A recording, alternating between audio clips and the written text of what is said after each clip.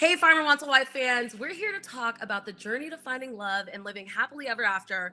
Welcome to Roundtable Around the Ranch. I'm Lauren Ashley Beck, and up first, we have the beautiful Shartaysia joining us from the farm. Shartaysia, how are you, girl? I'm good. Thanks for having me. Of course, of course. Thank you for taking the time to sit down with me. So, Shartaysia, aside from the obvious wanting to find love, what was it that made you want to be on Farmer Wants a Wife specifically? To try something different and take a risk. When the opportunity was originally presented to me, I was like, me? Like, why would anybody consider me for this opportunity? But then I learned more about it and was very intrigued by the aspect that it's wholesome. These guys are actually interested in finding someone. And I was like, that's what I want. So send me there. I love it. I love it. So all of the girls got to see videos of the farmers prior to choosing the farmer that they wanted. What was it about Farmer Ryan that drew you to him? One, it was his voice for sure. It was calming. It was sultry. I also felt comfort in the connection because we do look the same ethnically. And also he had this like nice blazer on with his cowboy hat. And I was like, this isn't flannel, this isn't jeans. He has some style. I can work with that. I love it. So it was that Southern draw and the style that really got you. Yes. Oh my gosh. So, you did touch on this in saying that he looks like you. So I want to talk about what it was like stepping into this space as a Black woman. It was a unique one for sure. Honestly, the thought of race didn't cross my mind as I was preparing because I was so focused on him. Then when I walked in there, I was like, okay, this is a little bit different. But then I found comfort finding Portia, that was my girl, and then connecting with all the other girls, it made it a lot easier to find ease in that situation. I just saw something that you posted. I think it was a joint post of you and Portia and your friendship. It was so, so cute. So let's get into the bond between the girls and even more specifically, your bond with Portia. Yes. It made the experience amazing. Like, obviously, I was in and out, but that time frame, just hanging out with the girls in between scenes, catching up, being inspired, it's amazing. Even now, we all travel almost like every month and we have plans in advance to meet up with each other. Like, girls are coming out here to hang out with me next month in April. I love that. It's so wild how you go through this crazy experience together, can all be dating the same man and still walk away having those strong bonds. I really, really love that. So I know you said you were in and out, but you were still there. You still made your mark. So what was a day in the life like on the farm? Your first day there, what was that like? Honestly, it wasn't that bad. I had no clue what to expect. But it was a smooth run, honestly. I thought getting up early and getting ready would be an issue. I think the energy I had to be there fueled me. And being in the environment, it was beautiful. And they fed us. I was happy. What were you eating, girl, on the farm? All kinds of things. I remember one day we had like this Tex-Mex style of lunch. And for some reason, I was one of the few that had a special brownie treat in there. I was like, Lord, thank you. I must be a special person. Another day that had some good pasta, all good kind of stuff. When you saw yourself on TV for the first time, what was that like? It was wild. I was like, this is real. Girl, you look good. Like, all kinds of things was going through my mind. It was a rush experience because every time I saw myself, I was with friends. It was just a bunch of screaming going on. So I had to watch it twice, but in all the entire time, it was amazing. I love it. Was there anything that surprised you when you watched the show back?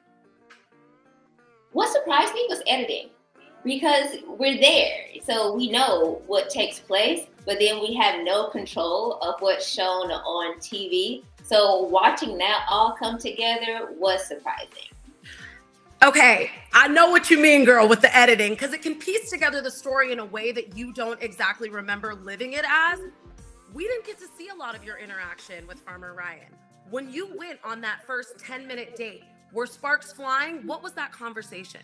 I was actually excited. Like, if they showed the interview I had afterwards, like, I was like, I don't know if I look crazy, but I'm grinning ear to ear. Like, I feel giddy. We had so many connections.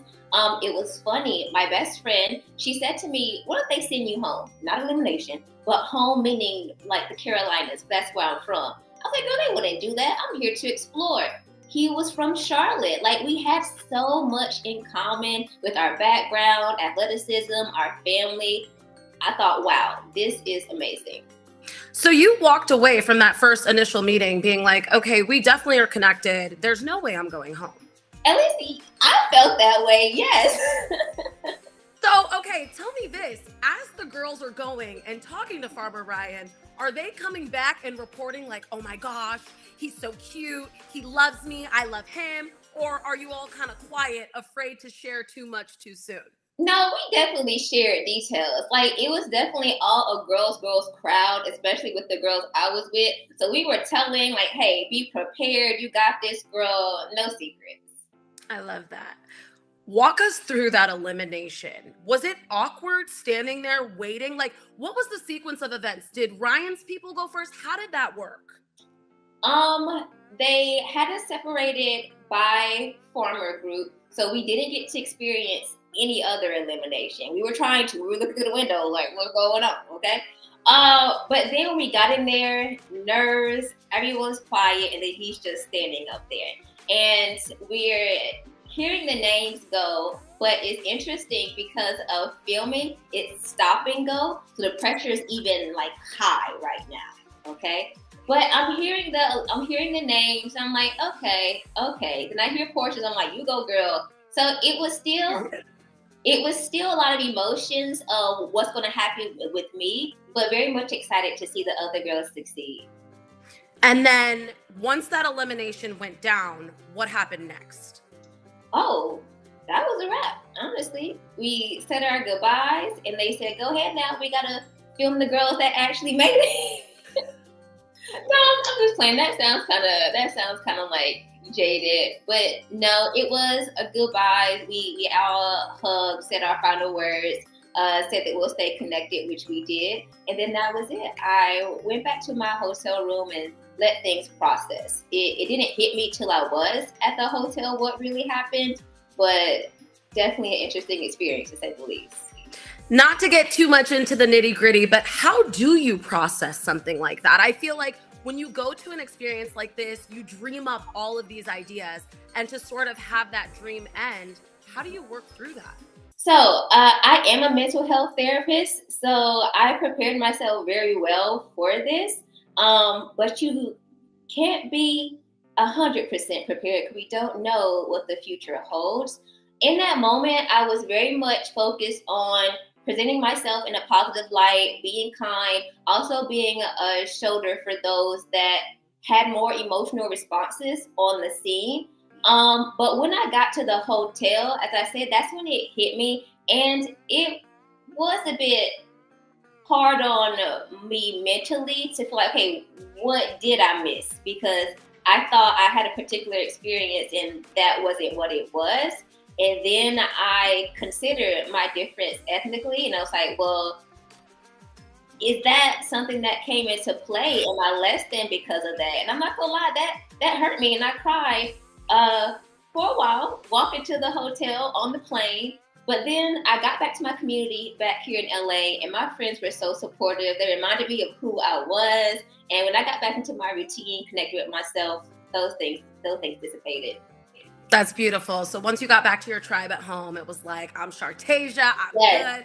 Also, I want to applaud you. Being a Black woman that works in mental health and you live in LA, girl, I might be calling you. I really, really want to applaud you for that. Well, What's something that you would want the world to know about Shartaysia? I would want to know that I am someone that's very much still developing.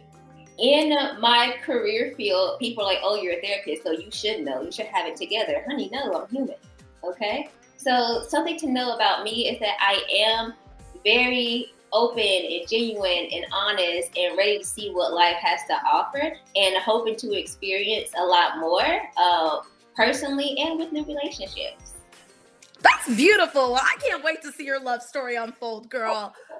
I want to end this by you telling us where people can find you, and then we're going to play a little game. So where can people find you as you journey through life? Okay, well, all of my social medias are the same. Shout out to my mom for giving me such a unique name. So my social media is at Shartaysia on all platforms. That's SHARTAYSIA.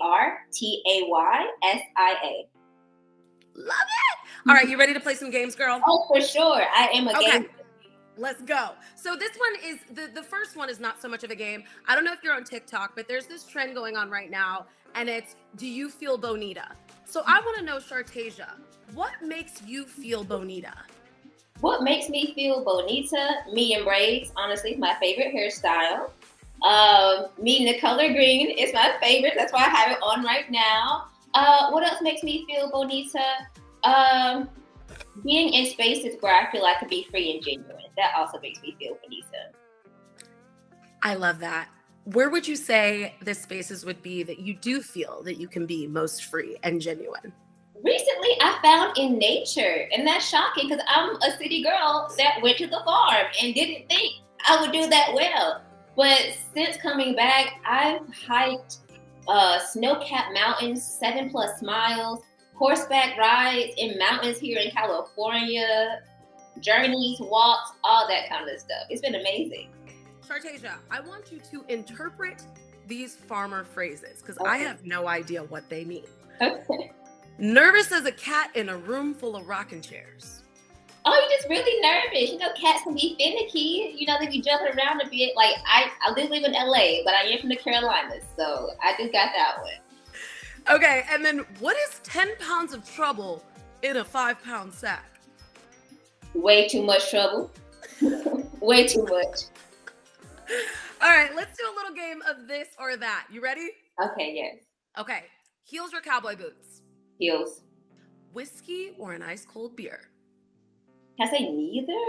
Yes, what would you like instead, girl? I'm a tequila girl all day. What kind? Okay, I'm going to be reposado. So if I could do any brand reposado, that's me. Love it. Chaps or denim? Denim. Farm or city? City, obviously. Love it. I'm a city girl too. So lastly, I want you to tell us, what are the 5 qualities that a quintessential cowboy must have? Someone that is confident, communicative, understanding, hardworking, and emotionally mature. Those are all great qualities, cowboy or not. You know. Is there anything else that you want to tell us, Shartaysia, about your journey on Farmer Wants a Wife? I would not to tell about the experience, but just to encourage others, take risks. Things that may seem odd or out the box, do it, because that's what's going to help you grow in life. So that's my final word.